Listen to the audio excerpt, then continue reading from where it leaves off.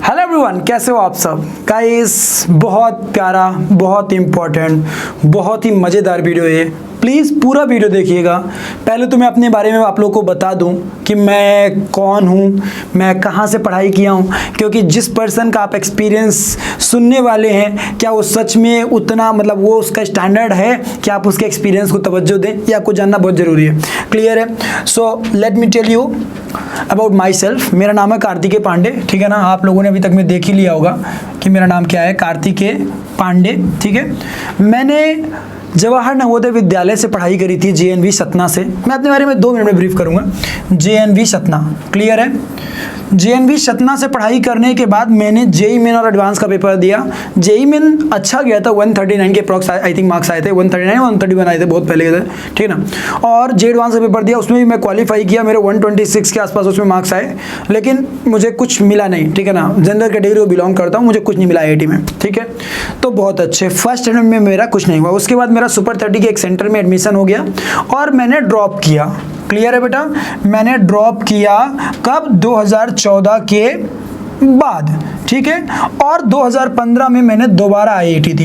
Clear? 2015 में मैंने दोबारा IIT का पेपर दिया, JEE एडवांस का पेपर दिया, और इस टाइम मैं JEE मेन में भी बहुत अच्छा किया और JEE एडवांस में भी बहुत अच्छा किया। क्लियर है? JEE मेन में तो मतलब एक्सेप्शनली अच्छा किया मैंने, ठीक है, और JEE एडवांस में भी बहुत अच्छा किया। और उसके बाद जो मुझे मिला 2015 में वो था IIT BHU। क्लियर है? IIT BHU।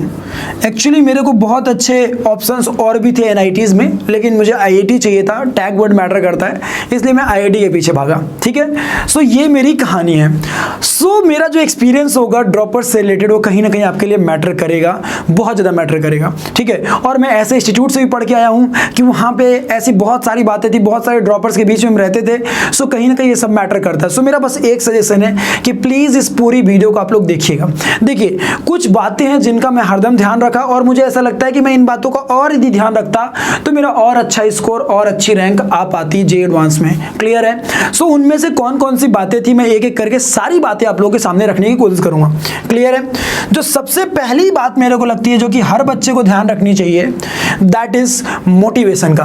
क्लियर है? ये बहुत बड़ा फैक्टर है। अब तुम सोचोगे ये क्या है जी, है मोटिवेशन का क्या है, ठीक है ना। अब तुम्हारे मन में क्वेश्चन आ रहा होगा कि मोटिवेशन का मीनिंग क्या हुआ, मतलब संदीप महेश्वरी की वीडियो? नहीं, ऐसा नहीं है। मोटिवेशन का मीनिंग ये हुआ, ये 1 साल का तैयारी होता है। ड्रॉप ईयर कोई ऐसा नहीं होता कि 2 महीने या एक क्रैश कोर्स है, ये 1 साल का पीरियड होता है। इसमें कई बार हमें ऐसा महसूस होता है आज तो मैंने सीख लिया, अब मैं बम फोड़ दूंगा। दूसरे दिन जब JEE एडवांस का पेपर दिया या JEE मेन का पेपर दिया, पेपर में कम नंबर आए, लगा यार मैं तो बर्बाद हो जाऊंगा, बापू मेरा जूता मारेगा, इतना पैसा लगाया, ये फीलिंग आती है, ठीक है ना। अब तुम खुद से सोच के बताओ, यदि तुम इस तरीके से कभी बहुत ज़्यादा कॉन्फिडेंस वाले रहोगे, कभी लो हो जाओगे, तो इस तरह में ना बहुत सारी प्रॉब्लम्स आ सकती हैं, क्योंकि ये 1 साल का टाइम होता है। इसमें जब कभी टेस्ट में नंबर कम आएंगे तो प्रॉब्लम्स होंगी, टेस्ट में ज़्यादा नंबर आ जाएंगे तो हम बहुत कॉन्फिडेंट, IIT बॉम्बे वो तो लोग कह रहे थे वो लोग कि तुमको CSE के अलावा कुछ नहीं देंगे, ऐसा कॉन्फिडेंस आता है कई बार। तो मैं एक ही बात बोलूँगा, पूरे साल हमें ये बात जज करनी होगी, मतलब be like a test player. जैसे एक टेस्ट प्लेयर होता है ना कि वो ना बहुत जल्दी छक्का मारने में उतारू हो जाता, और ना ही फिर ऐसा भी होता है कि 20 गेंद खेल गए तो बहुत अरे खराब है मैं तो बर्बाद हो गया। नहीं, आपको प्रॉपर, क्योंकि लंबी इनिंग चल रही है, पूरे 1 साल की प्रिपरेशन है। Am I correct? So what I suggest कि आपको सारी चीजें छोड़ देनी है। पापा के पैसे का प्रेशर, ठीक है ना, गर्लफ्रेंड के तानों का प्रेशर, या फिर आप ये बोले कि भैया कम नंबर आने का प्रेशर, ठीक है ना, या फिर ज्यादा नंबर आ जाने का उत्साह, इन सारी चीजों से दूर रहना है। जो भी चीजें आती जाए, बी लाइक एलन मस्क, सीधे सीधे बस इतना बोलना है, ठीक है ना, let's work together, let's work more, मतलब फिर से चलिए दोबारा काम पे लगते हैं। ये चीज आप लोगों को सोच के रखनी है। कभी भी ना ही मोटिवेशन बहुत ज्यादा रहे ना ही बहुत कम रहे, ये समझना है कि पूरे साल में ऐसा पीरियड आने वाला है, उससे हम पहले से ही लड़ने को तैयार रहें। और ये बात मेरे साथ भी थी, मैंने काफी इसको फॉलो किया था। क्लियर है? दूसरा पॉइंट जो है मुझे टाइम टेबल का लगता है। क्लियर है? अभी आपको समझ में आ जाएगा कितने अच्छे अच्छे पॉइंट्स आपको बताया। टाइम टेबल, अब आप एक काम करिएगा, कोई यूट्यूब का वीडियो उठा लीजिएगा और देख लीजिएगा कि ड्रॉपर्स के लिए ये चैप्टर्स पहले पढ़ना चाहिए या वो चैप्टर्स पहले पढ़ना चाहिए या ये टाइम टेबल फॉलो करना चाहिए, या बस समझ लेना सुबह से 6 बजे से उठ के लग जाना चाहिए पढ़ाई में। अब ये मान लो कोई लड़का ऐसा है जिसको कि सुबह 6 बजे बढ़िया प्यारी नींद आती है, लेकिन रात को 2 बजे बहुत अच्छा पढ़ता है, मान लो कोई ऐसा लड़का जो दोपहर को बहुत पढ़ना चाहता है लेकिन उसे सुबह मन ही नहीं लगता है, या फिर मान लो कोई ऐसा बच्चा जो 4 बजे से उठ के खूब पढ़ता है लेकिन दोपहर को नहीं पढ़ पाता अच्छे से। अब यदि मैं उसको कह दूं कि भैया नहीं तुमको इसी तरीके से चलना है, देखो तुम इस तरीके से नहीं चलोगे तो तुम IIT नहीं पहुंचोगे, वो बच्चा बेचारा डिप्रेशन में आ जाएगा।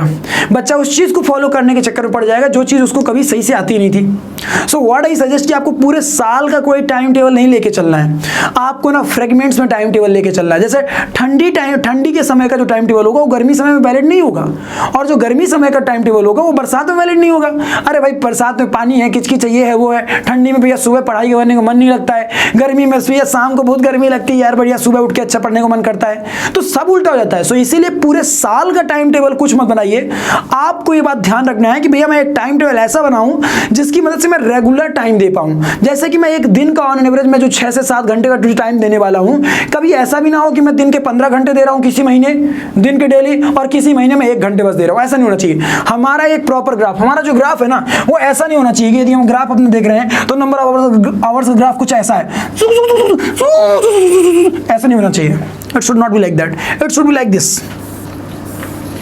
शुरुआत में थोड़ा कम कम है ना, मध्यम मध्यम, धीरे धीरे, थोड़ा ज़्यादा कम होते होते होते होते होते कभी कभी समझ लो ना बीच में जो फ़ोन आ जाता होगा उनका, तो थोड़ा बहुत डाउन हो सकता है, मैं समझ सकता हूँ। लेकिन आपको रेगुलर बेसिस पे अपने आवर्स को बढ़ाना है, ये बहुत इंपॉर्टेंट है।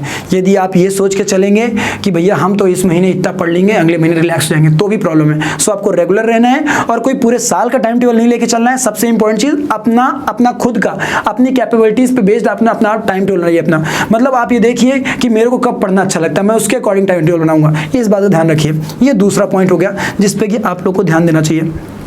तीसरा इंपॉर्टेंट पॉइंट जो मुझे लगता है, मतलब टाइम टेबल मतलब रेगुलरिटी से रेगुलर मेंटेन रखिए, और टाइम टेबल किसी को देख के नहीं बनाइए, अपना खुद बनाइए, ठीक है। तीसरा पॉइंट जो मुझे लगता है, नो बंक। ये बहुत बड़ा मैटर है, ठीक है ना, ये बहुत बड़ा मैटर है, नो बंक। इसका मीनिंग क्या हुआ? एक्चुअली जो ड्रॉप करने वाला बच्चा होता है ना, उसके अंदर हरदम ये बात रहती है, मेरे सर ने तो ये पढ़ाया था, मुझे बस इस टॉपिक पे फोकस करना है, और फिर उसके बाद IIT बॉम्बे वाले कहेंगे और कब आ रहे हो हमारे कॉलेज में। यार एक्चुअली एक बात बताओ तुम्हें, यदि तुम्हें खुद पता होता कि तुम्हारे अंदर कहाँ पे कमियां हैं और कहाँ पे तुम्हारा प्लस पॉइंट है, तो तुम पिछले साल ही एडवांस में अच्छा कर गए होते ना। सिंपल सा लॉजिक है, तुम ड्रॉप की सोच रहे हो, ड्रॉप करने वाले हो। एक्सेप्शनल बच्चों की छोड़ो, जो 1-2 होते हैं कि ऑल इंडिया रैंक 2 आया है तो नहीं इस साल 2 आया है, अगले साल 1 लाएंगे तब पढ़ेंगे हम, ठीक है ना, उनको छोड़ दो। I am talking about a general student. Drop करने क्यों सोच रहे हो? Because you don't know your errors, तुम्हें अपनी खुद की कमियां नहीं पता है, और उनको तुम दूर करने के लिए 1 साल का समय चाहते हो। Am I correct? So what I will suggest कि आपको बेसिक से, स्क्रैप से स्टार्ट करते हुए पूरा एक टॉप लेवल तक जाना चाहिए ऑलवेज, ठीक है। सो कभी भी क्लासेस बंक ना करें। मैंने कुछ बंक करी थी जिसका मुझे लॉस भी हुआ है, सो आई विल सजेस्ट कि कभी क्लासेस अपनी बंक ना करें। ऑलवेज जो क्लासेस जब भी हो रही हैं आपको तब अपने क्लास पे मतलब फोकस करना है। कभी यदि टॉपिक बन रहा है तब भी आप जाइए, क्योंकि क्लास में जाने से ना कोई लॉस नहीं है, बेनिफिट होने के चांसेस हैं बट लॉस तो कतई नहीं है। Got it? सो आपको इस बात पर ध्यान देना चाहिए।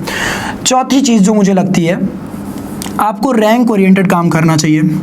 क्लियर है? रैंक ओरिएंटेड का मीनिंग क्या हुआ? रैंक ओरिएंटेड का मीनिंग ये हुआ कि यहाँ पे ना आप ये नहीं कह सकते कि अरे यार इस बार मेरे ना मान लो कट ऑफ भी उस क्वालिफाई हो जाएगा तो मैं कुछ तो कुछ पा ही जाऊंगा। नहीं, आपको ये समझना हो कि जेईई एडवांस जो आपकी रैंक होनी चाहिए वो 3000 से 5000 के बीच में लाइक करनी चाहिए, या 2000 तक टच करनी चाहिए, 1000 जानी चाहिए, लेकिन बहुत पीछे नहीं जानी चाहिए यदि मैं जनरल कैटेगरी को बिलोंग कर रहा हूँ, क्योंकि मुझे एक अच्छा कॉलेज इसी साल इसी रैंक से मिलने वाला है। अब मेरे पास कोई दूसरे चांसेस नहीं है। सो हमें रैंक ओरिएंटेड काम करना होगा। मतलब जो हमारे स्कोर आ रहे होंगे रेगुलर टेस्ट में, या जो भी हमारा परफॉर्मेंस होगा उसका हम रेगुलर एनालिसिस ले करके और उसके बेसिस पे हम एक फोरकास्ट बनाया करेंगे हर मंथ के लिए कि इन टॉपिक्स में मैं कहीं ना कहीं लैग कर रहा हूं, तो मैं अगले मंथ जो है इन टॉपिक्स पे थोड़ा ज्यादा काम कर लूंगा, तो इस पे क्या होगा कि मुझे बेनिफिट मिलेगा। ये चीज आपको ध्यान से समझनी होगी। क्लियर है? जो कि सबसे इंपॉर्टेंट है, ठीक है। अच्छा, अब बात करते हैं अपन फिफ्थ पॉइंट की, कि हमारे पास काफी समय होता है, 1 ईयर बहुत समय होता है। ये कोई क्रैश कोर्स नहीं है कि क्रैश कोर्स में हम फॉर्मूले देख लें।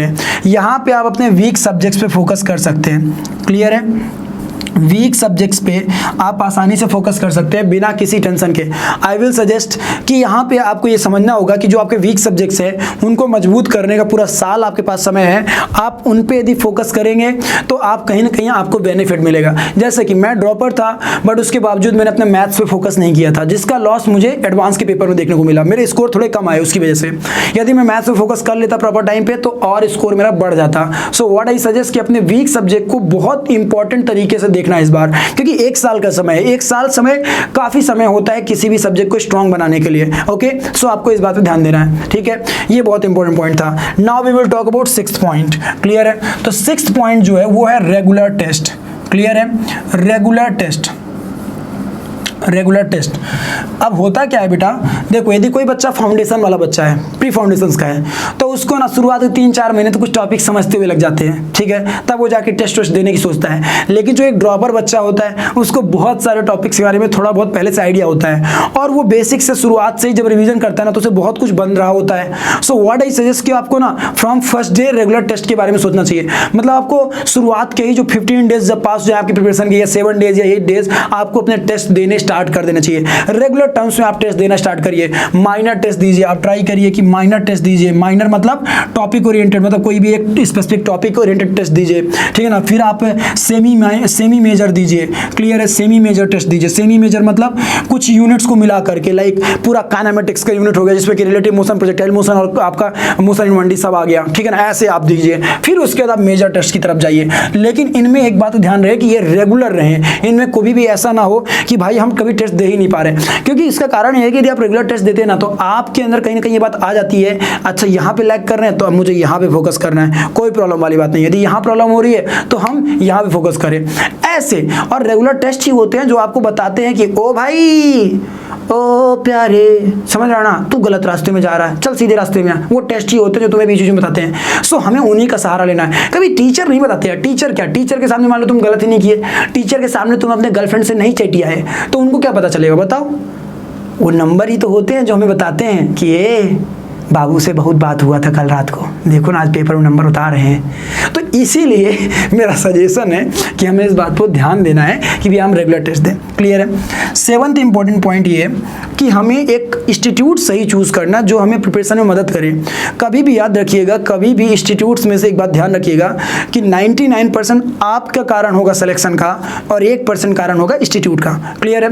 कोई भी इंस्टीट्यूट जब चूज करिए तो आप उसके पीछे एक शब्द लगा लीजिएगा, याद रखिएगा, that will be good and caring institute.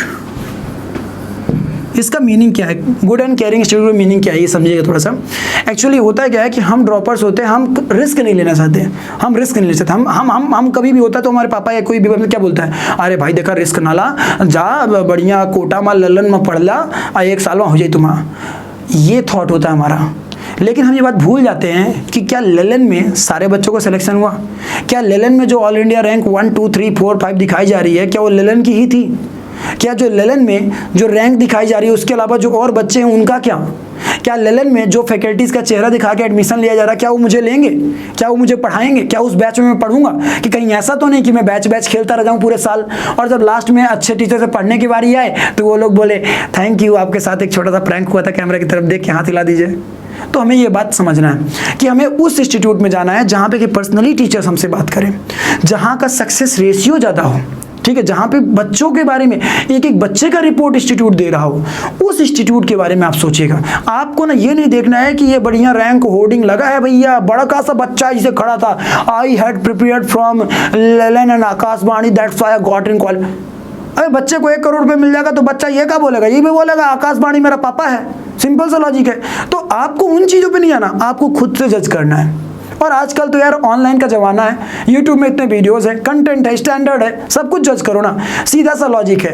एक लाइन याद रखना कि जब हमको पसंद आई गधी तो घोड़ी से क्या काम, ठीक है ना। सीधा सा एक रूल याद रखो कि तुम्हें किससे मतलब है, इस बात को ध्यान देना है। कौन कितनी अच्छी सींग वाला इस पे मत जाना, ठीक है, ये बहुत इंपॉर्टेंट था। जैसे मेरे को सही इंस्टीट्यूट मिला, इस वजह से मैं अच्छा क्वालिफाई कर पाया, ठीक है। और इसके लिए तो मैं ये भी सजेस्ट करूंगा कि आप में से कोई यदि न्यू एरा का कंटेंट जानता हो, न्यू एरा का स्टैंडर्ड जानता हो, कैसे IITian फैकल्टीज है यहाँ पे, 5 IITian काम करते हैं आप लोगों के साथ, ठीक है ना। एक बच्चे पे काम किया जाता है, मात्र 40 से 50 बच्चों का ही बैच होता है, चाहे कोई 1 लाख फीस दे दे, तो आप ऐसे इंस्टीट्यूट को चूज कर सकते हैं, वो आपके ऊपर है। यदि बाय द वे आप में से कोई ऐसा इंटरेस्टेड है तो आई विल सजेस्ट कि आप सीधा डिस्क्रिप्शन में दिए हुए नंबर पे कॉल करिए और बोलिए सर हमें इंटरव्यू देना है, हमारी फीस कम होनी चाहिए। आप यदि अच्छे बच्चे हो मैं आपको 5,000 में भी पढ़ाऊंगा, 20,000 में भी पढ़ाऊंगा, ठीक है ना। यहाँ की जो फीस है वो 1,40,000 तक है, लेकिन 15,000 पढ़ने वाला बच्चा, 15,000 रुपये में पढ़ने वाला बच्चा 16,000 रुपये में 99.51 परसेंटाइल लाया था न्यू इरा का, जय कानिरकर। तो आप भी उनमें से एक हो सकते हैं। क्लियर है? सो यदि आप इंटरेस्टेड हो, डिस्क्रिप्शन में नंबर दिए, खटाक से उठाइए और घुमा डालिए। ठीक है ना? चलिए 8th पॉइंट जो सबसे इंपॉर्टेंट है, ठीक है ना, हमारे मन में ना कई बार ये आता रहता है कि भैया जो ये डाउट्स है, उन डाउट्स का हम क्या करें। ठीक है ना? आपको ना डाउट सॉल्विंग पे स्पेशली ध्यान देना है। क्लियर है? डाउट सॉल्विंग को कभी भी आपको निगलेक्ट नहीं करना है। क्यों? क्योंकि जब डाउट्स हमारे कंपाइल होते जाते हैं तो होता क्या है कि लॉन्ग टर्म के बाद वो एकदम समझना कि एक पहाड़ बन जाता है हमारे माइंड में। ऐसा हो जाता है कि भाई नहीं यार, अब मेरे से मैनेज नहीं हो रहा, हम चाहे कुछ भी हो जाए हम नहीं कर पाएंगे। सो आई विल सजेस्ट कि जो भी आपके डाउट्स होते हैं, जिस दिन आपके डाउट आए, आप उसको दूसरे या तीसरे दिन ही क्लियर करने की कोशिश करिए, या उसी दिन क्लियर करने की कोशिश करिए, क्योंकि यही डाउट्स तो थे जो पिछले साल शायद तक क्लियर नहीं हो पाए थे और आप अच्छा परफॉर्म नहीं कर पाए थे। तो इस साल वो गलती ना होने पाए। क्लियर है? तो ये आपको याद रखना है। 9th पॉइंट जो कि मैं इसको मार्क करूंगा VIP, ठीक है, वो है हमारी मिस्टेक्स वाला पॉइंट। क्लियर है? मिस्टेक्स वाला पॉइंट मतलब कि लास्ट ईयर हमने क्या मिस्टेक्स करी थी। ठीक है कि सारी मिस्टेक्स नहीं पता चलेंगी, लेकिन कुछ मिस्टेक्स के बारे में पता होगा हमें 100% तरीके से। जैसे कि हम मान लो कि IPL टाइम पे IPL खूब देखे थे, या फिर मान लो हम बाबू से बात किया करते थे, या फिर मान लो ऐसा भी हो सकता है कि हमको जो टीचर की जो बिटिया आया करती थी क्लास में, हमको बहुत अच्छी लगती थी, हम उसको देखने के लिए आगे बैठा करते थे, लेकिन टीचर की तरफ कम देखा करते थे, है ना। ये सारी चीज़ें समझ लो ना, ये बड़ी बड़ी जो मिस्टेक्स होती हैं वो तो हमें पता रहती हैं। उन सारी मिस्टेक्स को हमें इस साल रिपीट नहीं करना है, ड्रॉप ईयर में रिपीट नहीं करना है। हमारे सर ने एक बात बोली थी कि बेटा पढ़ाई करना है तो किसी कोप ग्रह में चले जाओ। कोप ग्रह में जाने का मतलब दुनिया के मोह माया नश्वर इन सब चीज़ों से दूर हो जाओ, एकदम भूल जाओ कि तुम्हारे आसपास, समझ लो ना, समझ जाओ। ठीक है, ये चीज़ बहुत इंपॉर्टेंट है, इस बात का ध्यान देना है। चलिए, और 10th पॉइंट जो कि मेरे लिए इंपॉर्टेंट था, खासकर इकोनॉमिकली, यदि वीक कोई फाइनेंशियल स्टेटस किसी का अच्छा नहीं है तो उसके लिए तो ये पॉइंट आता ही है, यदि मेरा ना हुआ तो मैं क्या करूँगा। मेरे पास तो ये लास्ट चांस है, और जो मेरे पापा है उन्होंने किडनी लगा के इतना पैसा लगाया था, अब मैं क्या करूँगा। ये सोच तुम्हारे साथ नहीं, भारत देश के 10 लाख बच्चों के साथ ये बात होती है। लेकिन इसका एक ही सॉल्यूशन है, जब मैं IITian बन गया और मैं रोड में निकला बाइक से, मुझे कोई IITian नहीं दिख रहा था, लेकिन मुझे सब जिंदा दिख रहे थे, मुझे सब कुछ ना कुछ काम करते हुए दिख रहे थे, मुझे सब ना कहीं कुछ खाते हुए दिख रहे थे, और उन सब से मेरा काम पड़ रहा था। मतलब उनके बिना मैं नहीं, मेरे बिना वो नहीं। मतलब समझ में आया कि अरे साला IIT मात्र एक इंस्टीट्यूट है, बस हो गया, अच्छी इंजीनियरिंग के लिए है, एक्चुअली कोई अमृत नहीं है। समझ रहे हो कि नहीं? मतलब कुछ ऐसा नहीं है कि जो हॉलीवुड की मूवीज में दिखाया जाता है कि ऐसे अमृत वाला है, इसको ले लेंगे तो एकदम 3 को पंखड़ा निकल आएंगे शरीर में। ये चीज़ नहीं है, ये नहीं है, नॉर्मल, टेक इट लाइट। बस एक चीज़ याद रखिएगा, IITian नहीं बनेंगे, NITian बनेंगे, NITian नहीं बनेंगे, प्राइवेटियन बनेंगे, प्राइवेटियन नहीं बनेंगे, साला चपरासी बनेंगे, लेकिन तब भी अपने मम्मी पापा को हम खुशी रखेंगे। और मेरे पापा ने तो एक बात बोली थी, बेटा तुम कलेक्टर बन जाओ, को बहुत अच्छा लगेगा, लेकिन तुम चपरासी भी बनोगे ना, तब भी हम प्राउडली कहेंगे कि हमारा बेटा कमा रहा, खा रहा, जिंदा है, खुश है। सो व्हाट आई सजेस्ट कि भाई इस चीज़ से हमें दूर रहना, हमें ये बात समझ जाना है कि भैया जो ये लाइन है ना, ये जो लाइन है ना, ये समझ जाना है कि बहुत बेहद गंदी लाइन है। इसके पीछे यदि गए तो बर्बाद, ये बाबू से ज़्यादा गंदी चीज़ है, क्योंकि ये तो बस मन को खाई जाती है, क्या होगा क्या होगा क्या होगा। तो उससे एक ही बात समझना है, जो भी होगा मंजूर खुदा होगा। And the most important thing is that कि मेहनत करेंगे तो मेहनत तो वेस्ट नहीं जाएगी, कहीं ना कहीं तो उसका यूज आएगा। अरे भाई सर्कुलर मोशन पढ़ेंगे, चाहे साला IIT क्वालिफाई नहीं करें, लेकिन कम से कम रोड में टर्निंग में जाते वक्त गिरेंगे तो नहीं, पता रहेगा कि भैया वेलोसिटी कम रखनी है, रेडियस ज़्यादा रखनी है, इंक्लाइन थोड़ा सा कम होना है, समझ लो ना। तो भैया कहीं ना कहीं तो लाइफ में काम आएगा, just take it like this. Clear है? सो इस तरीके से ये मेरे 10 सीक्रेट्स पॉइंट्स थे, और या आप इसको ये मान लो कि 10 ये टॉप पॉइंट्स थे जो कि बहुत ज़्यादा आपको मदद कर सकते हैं। ठीक है ना? और यदि आप में से कोई बच्चा ड्रॉप करने की सोच रहा है, ठीक है ना, तो आप लोग ड्रॉप कर सकते हैं। This is the right time drop करने के लिए। क्या सोचना चाहिए कि ड्रॉप करें या ना करें, उसके ऊपर भी मैं वीडियो बना दूंगा कि कैसे डिसाइड करें कि ड्रॉप करें या ना करें। ठीक है ना? उसके ऊपर भी वीडियो बनाऊंगा। लेकिन यदि आप में से किसी ने सोच लिया है, डिस्क्रिप्शन पर नंबर दिए हुए हैं, बिना कुछ सोचे हुए कॉल करिए और आप मेरे पास आ जाइए सीधे न्यू एरा में मेरे पास मेरे छोटे भाई बहन की तरह बन करके और प्रॉपर तरीके से यहाँ पे खाना रहना पढ़ना बस तड़ातड़। Thank you, love you all. Video को लाइक करके जाना, दोस्तों के साथ शेयर करना। Thank you.